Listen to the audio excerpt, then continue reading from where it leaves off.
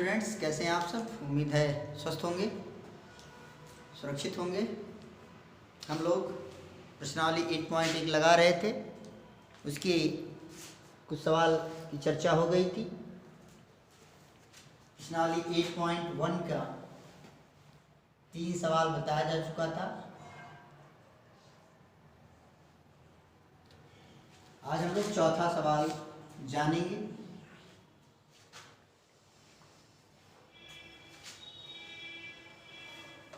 और समझेंगे। तो चौथा सवाल है कि यदि 15 काट a इज इक्वल टू 8, यदि 15 काट a इज इक्वल टू 8, तो साइन a और सेक a का मान ज्ञात कीजिए। साइन a और सेक a का मान ज्ञात कीजिए। तो 15 काटे है बेटा, तो 15 का और काटे के बीच में कौन सा चिन्ह है? मल्टीप्लिकेशन का चिन्ह है, गुणे का चिन्ह है। तो यहाँ से हम लोग लिख सकते हैं कि काट a इज इक्वल टू 8/15। गुणे में इधर क्या हो गया? बटे। अब काट a बराबर होता किसके है? आधार बटे लंब। यानी ऊपर वाला क्या हो गया? आधार, और नीचे वाला क्या हो गया? लंब। यानी 8 क्या हो गया? आधार, और 15 क्या हो गया? लंब। अब पाइथागोरस प्रमेय से आप क्या निकाल लेंगे? कर्ण निकाल लेंगे। कर्ण का वर्ग बराबर लंब का वर्ग धन आधार का वर्ग, और उसके बाद साइन ए और सेक ए की वैल्यू निकाल देंगे। तो मुझे लगता है इस सवाल को बताने की कोई ज़रूरत नहीं है, समझ में आ गया होगा। तो चलिए अब हम लोग अगला सवाल करते हैं, पांचवा सवाल। पांचवा सवाल भी बड़ा आसान है। इसमें दिया हुआ है कि sec theta is equal to 13/12। तो sec theta is equal to 13/12 दिया हुआ है, तो कर्ण बटे आधार हो जाएगा। तो आप क्या निकाल लोगे? लंब निकाल लोगे पाइथागोरस प्रमेय से। और उसके बाद शेष सभी त्रिकोणमितीय अनुपात का मतलब किसका? मतलब 6 त्रिकोणमितीय अनुपात बताए गए हैं आपको। सेक थीटा को छोड़कर जितने 5 त्रिकोणमितीय अनुपात बचे हुए हैं उनको आपको क्या करना है? निकाल लेना है। क्लियर हुआ कि नहीं हुआ? बात समझ आ गई कि नहीं आ गई? चलिए अब इसके बाद हम लोग चर्चा करते हैं सवाल नंबर 6। सवाल नंबर 6 कहता है, बड़ा इंपॉर्टेंट सवाल है, अक्सर आ जाता है एग्जाम में। इंपॉर्टेंट, एग्जाम के पॉइंट ऑफ व्यू से भी अच्छा है, सोच के भी सवाल से भी अच्छा है। जैसे दिया हुआ यदि कोण ए और कोण बी न्यून कोण, कोण ए और कोण बी न्यून कोण हो, और कास ए बराबर किसके हो? कास बी के, तो दिखाइए कि कोण ए बराबर किसके होगा? कोण बी के। ठीक। तो बेटा लोग हम लोग क्या करेंगे इसको समझने के लिए?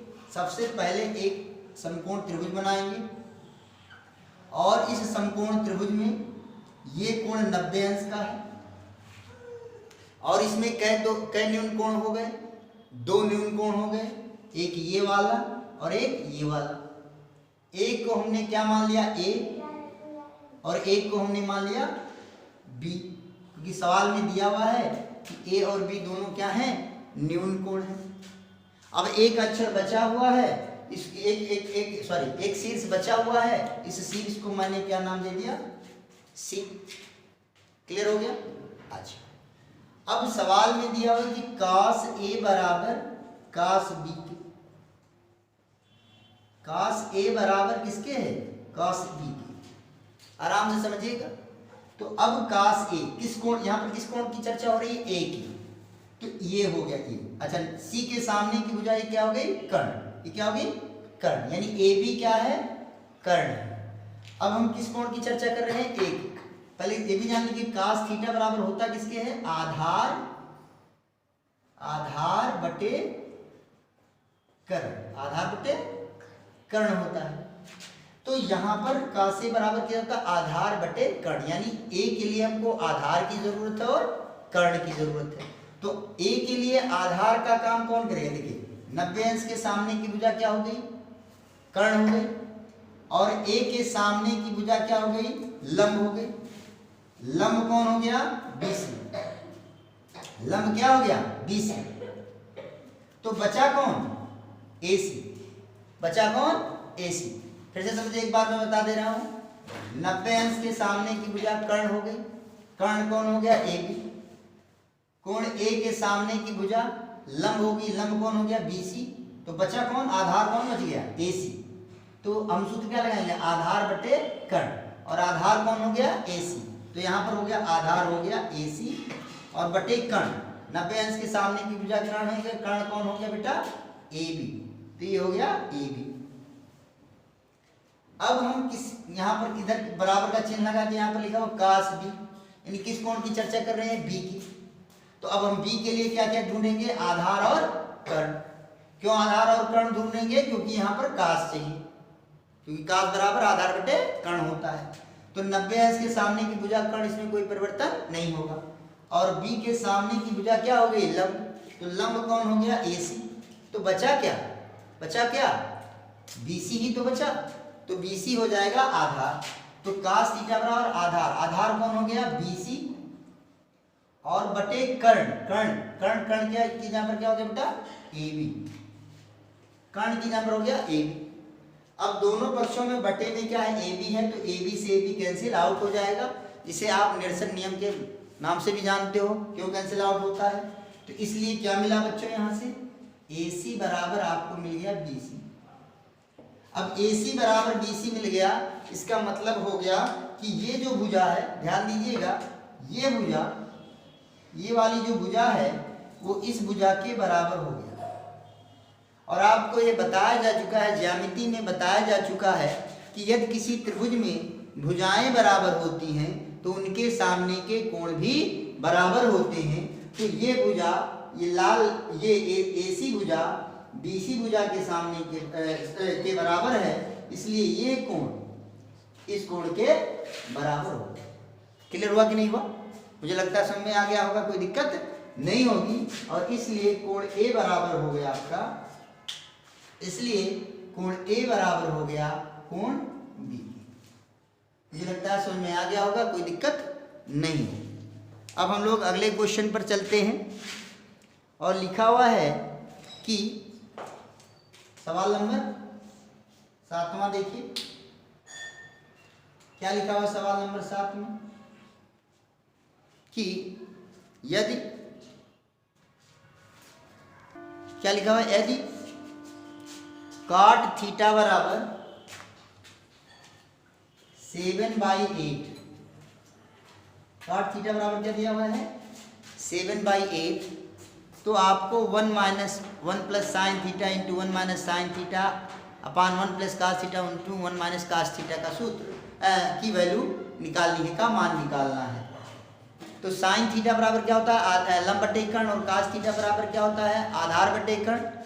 तो इसका मतलब क्या हुआ कि आपको कर्ण निकालना ही निकालना है, और cot थीटा बराबर आप क्या जानते हैं, आधार बटे लंब।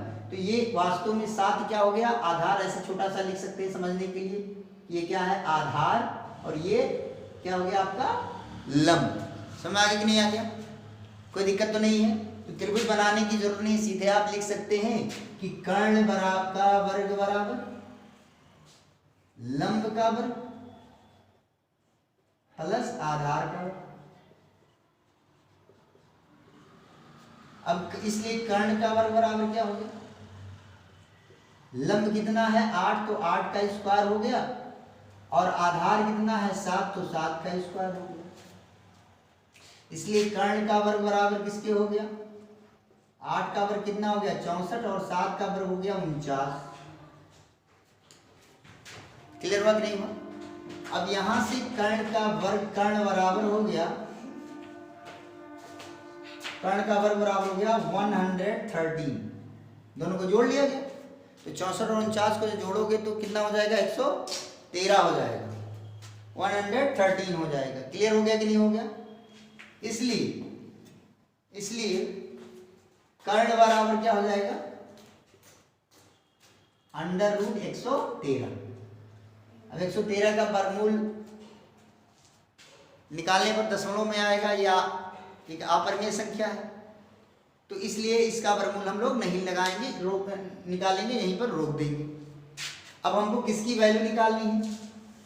हमको वैल्यू निकालनी है, एक बार फिर से सवाल को देखते हैं, 1 plus sine theta into 1 minus sine theta upon 1 plus cos theta into 1 minus cos theta. ये इसकी वैल्यू हमको निकालनी है। तो यहां पर क्या है बेटा, इसकी वैल्यू निकालने के लिए हमको साइन थीटा और cos थीटा की वैल्यू चाहिए कि नहीं चाहिए? तो साइन थीटा की वैल्यू, साइन थीटा बराबर किसके है, अलग से निकाल लें इसकी वैल्यू। साइन थीटा बराबर क्या होगा, लंब बटे कर, लंब कितना है 8,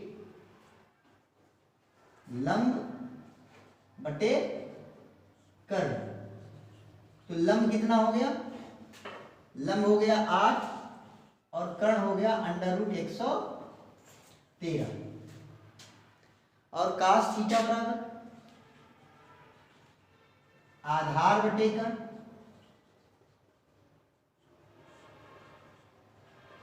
आधार कितना हो गया, आधार हो गया 7 और कर्ण बराबर हो गया 113। कोई दिक्कत नहीं होगी, मुझे लगता है समझ में आ गया होगा। अब ये वैल्यू हमको यहाँ पर लिखनी है। अब कुछ बच्चे यहाँ पर क्या करेंगे, साइन थीटा की वैल्यू रख देंगे, यहाँ पर साइन थीटा की वैल्यू रख देंगे, यहाँ cos थीटा की वैल्यू रखेंगे, यहाँ पर भी cos थीटा, और फिर हल करेंगे तो वो थोड़ा बड़ा हो जाएगा। सवाल क्या हो जाएगा, थोड़ा बड़ा हो जाएगा। हमको हमेशा सवाल को छोटा करने, सवाल लगाने में बहादुरी नहीं है, बल्कि सवाल को कितनी सरलता से हम लोग लगा सकते हैं। जो चीज़ें हम लोगों ने सीखी हैं, जो चीज़ें हम लोगों ने जानी है, उसका हम लोगों को उपयोग कैसे करना है, अनुप्रयोग कैसे करना है, ये हमको आना चाहिए, तभी हम बेहतर ढंग से कर सकते हैं। तो यहाँ पर देखिए, अगर आप, तो अगर इसको आप 1 को a माने और साइन थीटा को b माने, तो ये क्या हो गया a प्लस b, और ये क्या हो गया a माइनस b। तो ये फार्मूला बन गया, एक ब्रैकेट में a प्लस b और दूसरे ब्रैकेट में a माइनस b। तो इस किसका फार्मूला बन गया, a square minus b square का। किसका फार्मूला बन गया, a square minus b square का।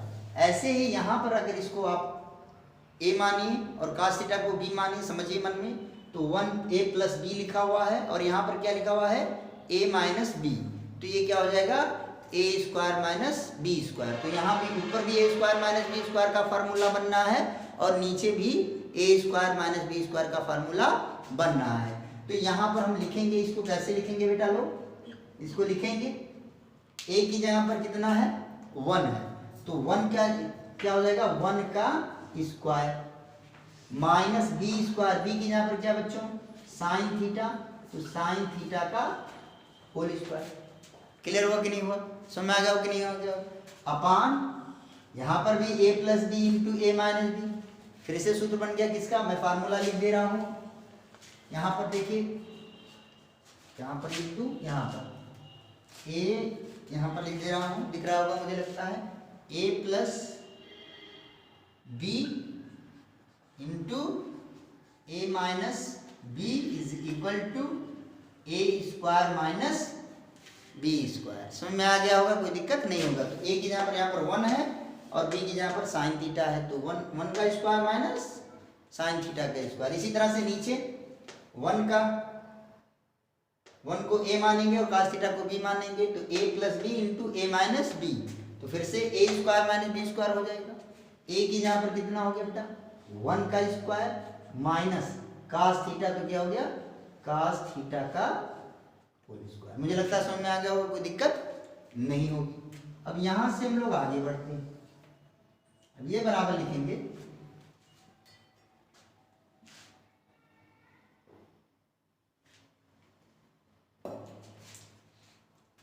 1 का स्क्वायर क्या हो गया, 1 का स्क्वायर हो गया 1 माइनस साइन थीटा।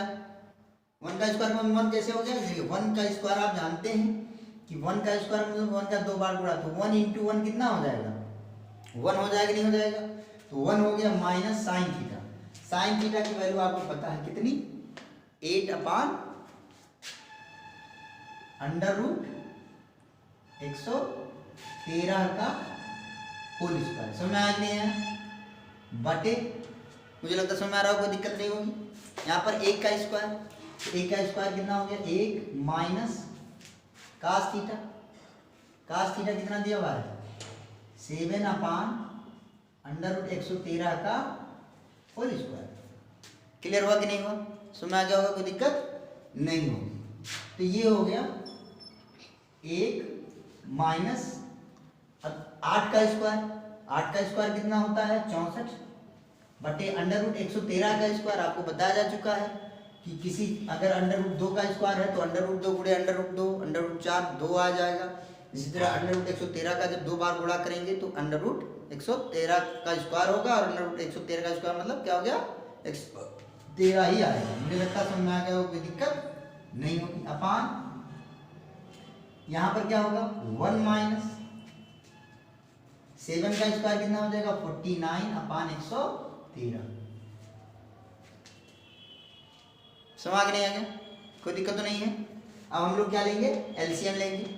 तो जब यहाँ पर ऊपर एलसीएम लेंगे, क्या लेंगे लासा, जैसे लासा हिंदी में कहते हो और अंग्रेजी में एलसीएम कहते हो, तो 113 का इसमें गुणा हो जाएगा तो कितना आ जाएगा 113, 113 क्या 113 माइनस 64 बटे 113 बटे यहाँ पर क्या हो गया 113 का 1 से गुणा करेंगे कितना आएगा 113 माइनस 49 और बटे 113। क्लियर हो गया कि नहीं हो गया। अब यहां से क्या हो जाएगा 113 में से 64 को घटाएंगे तो कितना मिलेगा बेटा 49, 49 मिलेगा कि नहीं मिलेगा, और बटे कितना मिलेगा 113। क्लियर हो कि नहीं हुआ। और बटे 113 में से 49 जाएगा तो कितना मिलेगा 64 मिलेगा, और बटे कितना मिलेगा बेटा 113। अब द्वितीय इसको अनुपात में समझो तो प्रथम पद, द्वितीय पद, तृतीय पद और चतुर्थ पद। तो द्वितीय पद और चतुर्थ पद क्या है बराबर, इसलिए दोनों कट गए। तो यहाँ पर कितना मिला बेटा 49/64। ये हो गया आपका आंसर। इसको उतार लीजिए, उतार लीजिएगा, इसको समझ में आ गया होगा, कोई दिक्कत नहीं होगी। आगे बढ़ते हैं हम लोग, आगे बढ़ते हैं। अब सवाल दिया हुआ है, मिटाऊं इसको, चलिए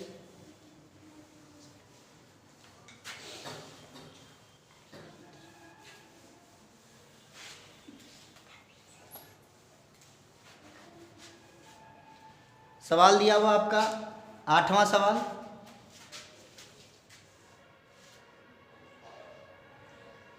क्या दिया हुआ 8वां सवाल कि यदि 3 काटे बराबर 4, क्या दिया हुआ है, यदि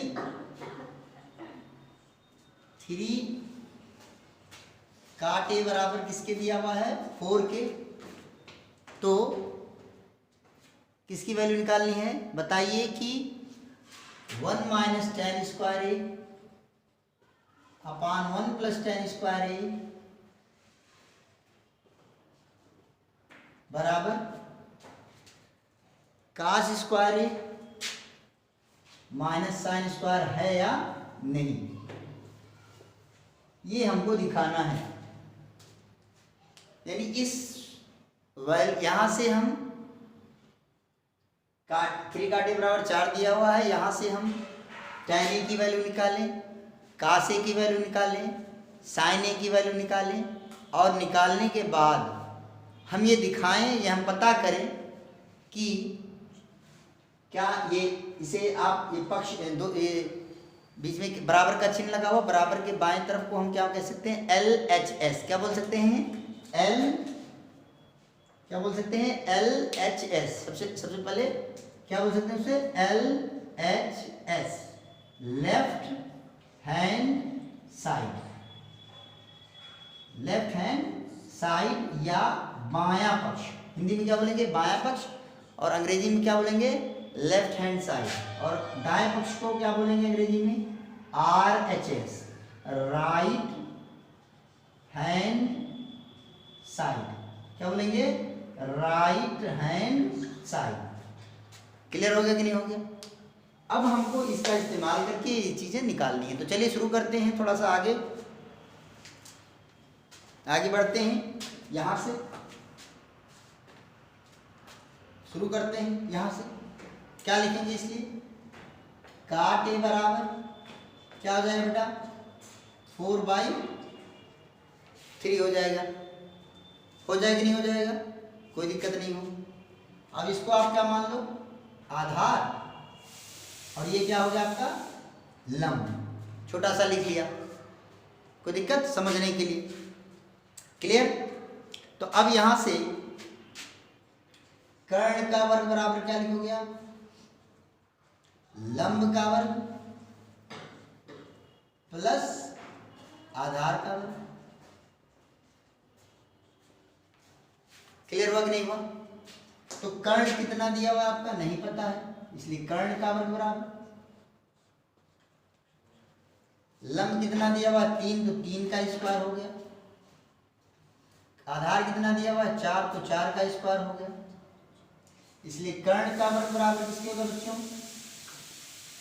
3 का वर्ग। 3 का वर्ग कितना हो गया? 9, और 4 का वर्ग कितना हो गया? 16। तो यहां से आप कर्ण का वर्ग बराबर किसके लिख सकते हैं? 9 और 16 कितना हो गया? 25। 9 और 16 कितना हो गया? 25। क्लियर? इसलिए कर्ण बराबर √25। 25 का वर्गमूल कितना हो गया? 5। क्लियर हो गया नहीं हो गया? तो कर्ण हो गया 5। क्लियर? समझ नहीं आया? मात्रक भी लिख सकते हैं, 5 मात्रक ऐसा भी बोल लिख सकते हैं, कोई दिक्कत नहीं। लिखना चाहते हैं आप तो 5 मात्रक लिख दें, क्योंकि ये क्या है? क्या है? लंबाई है। तो लंबाई या तो सेंटीमीटर में होगी, मीटर में होगी, इसलिए अब क्योंकि पता नहीं कि ये किस में है, तो इसलिए हम यहाँ पर मात्रक लिख देंगे, तो कोई दिक्कत और बेहतर रहेगा, कन्फ्यूजन नहीं होगी। मुझे लगता है समझ में आ गया होगा, कोई दिक्कत नहीं होगी। तो जहाँ भी अगर ऐसा है वहाँ पर आगे मात्रक लिख देंगे तो आप एकदम पूरी तरह से सही हो जाएगा, पूरी तरह से बेहतर हो जाएगा। आगे बढ़े हम लोग। अब हमको tan a क्या चाहिए? तो हमें यहाँ पर tan a चाहिए, कहाँ से चाहिए? साइन ए। सब हम पहले वैल्यू निकाल लेंगे, फिर हम लोग आगे बढ़ेंगे। तो चलिए tan a की वैल्यू क्या होगी? tan a बराबर लंब बटे आधार। tan a बराबर लंब बटे आधार। लंब कितना हो गया? लंब कितना हो गया? लंब हो गया 3 और आधार हो गया 4, तो 3/4। और क्या चाहिए हमको? का से चाहिए, तो का से बराबर आधार बटे कर्ण। अब आधार कितना हो गया? आधार हो गया 4 और कर्ण हो गया कितना? 5, तो 4/5। साइन ए बराबर लंब बटे कर्ण। लंब कितना हो गया? 3 और कर्ण कितना हो गया? 5, तो 3/5। क्लियर हो गया? मुझे लगता है कोई दिक्कत नहीं। अब यहां से हम LHS निकालेंगे। तो LHS बराबर कितना दिया हुआ है? 1 - tan square upon 1 + tan square. तो बेटा आपको थोड़ा सा अलग से समझ लीजिए कि अगर tan स्क्वायर a लिखा हुआ है तो इसका मतलब आपको ये जानना है कि tan a का होल स्क्वायर। अगर sin स्क्वायर a लिखा हुआ है तो आपको जाना है कि ये क्या है? sin a का होल स्क्वायर। क्लियर हो गया नहीं हो गया? अगर cos स्क्वायर a लिखा हुआ है तो cos a का होल स्क्वायर। क्लियर? तो अब यहाँ पर हम लोग क्या लिखेंगे? 1 को 1 लिखेंगे, माइनस tan स्क्वायर a लिखा हुआ है। tan स्क्वायर a का मतलब tan a का होल स्क्वायर, और tan a की वैल्यू आपको कितनी मिली हुई है? 3/4। तो यहाँ पर आप क्या लिख देंगे? 3/4 का whole square upon 1 plus tan square यानी tan का होल स्क्वायर, tan की वैल्यू कितनी दी है 3/4, तो यहाँ पर हो गया 3/4 का होल स्क्वायर। अब यहाँ से क्या हो जाएगा बच्चों 1 माइनस 3 का स्क्वायर कितना हो गया 9/16, क्योंकि क्या हो जाएगा 1 हो गया, 3 का वर्ग 9 और 4 का वर्ग 16 हो गया, बटे 1 प्लस 3 का वर्ग हो गया 9 और बटे 4 का वर्ग हो गया 16। फिर एलसीएम ले लीजिए, तो 16 एकम कितना हो गया 16 माइनस 9 बटे 16 बटे 16 एकम 16 प्लस 9 बटे 16। क्लियर हो गया होगा मुझे लगता है, कोई दिक्कत नहीं होगी। अब यहां से इसलिए LHS बराबर कितना आ गया 16 में से 9 गया 7 बटे 16 बटे 16 में 9, 16 9 कितना हो गया 25 बटे 16, तो 16 से 16 कट गया, तो LHS बराबर कितना आ गया बच्चों 7 बटे 25। क्लियर हो गया कि नहीं हो गया। अब हम लोग RHS निकालेंगे, तो RHS कितना है बच्चों RHS बराबर कितना बच्चों cos स्क्वायर ए माइनस साइन स्क्वायर, यहाँ पर हमने लिख दिया cos स्क्वायर ए माइनस साइन स्क्वायर, तो cos स्क्वायर का मतलब cos ए का होल स्क्वायर, cos ए की वैल्यू कितनी बच्चों 4/5, तो यहाँ पर आपने लिख दिया 4/5 का होल स्क्वायर माइनस साइन ए की वैल्यू कितनी दी है बच्चों 3/5, तो 3/5 का होल स्क्वायर। अब 4/5 मतलब क्या हो गया 4 का वर्ग कितना हो गया बच्चों 16, तो 16/5 का वर्ग हो गया 25, और 3 का वर्ग कितना हो गया बच्चों 9 और 5 का वर्ग कितना हो गया बच्चों 25। अब हर बराबर है तो कितनी बार लिखेंगे एक ही बार लिखेंगे बच्चों, तो एक ही बार लिखेंगे तो क्या हो जाएगा बच्चों यहाँ पर 25 और 16 में से 9 घट जाएगा बच्चों, तो कितना आ गया 7, तो RHS कितना आ गया बच्चों 7/25 और LHS भी कितना आ गया बेटा 7/25, तो दोनों बराबर हो गए कि नहीं हो गए, हो गए, इसलिए LHS बराबर RHS आ गया बेटा। तो इसका मतलब क्या सीखा आपने, इसका मतलब आपने सीखा कि बायां पक्ष दाएं पक्ष के बराबर आ गया है, इसलिए दिया गई बात क्या है सत्य है। मुझे लगता है समझ में आ गया होगा, कोई दिक्कत नहीं होगी। तो बस आज के दिन इतना ही, इस तरह के सवाल मुझे लगता है आपको बेहतर ढंग से समझ में आ गया होगा, कोई दिक्कत नहीं होगी। फिर कल मिलते हैं, धन्यवाद।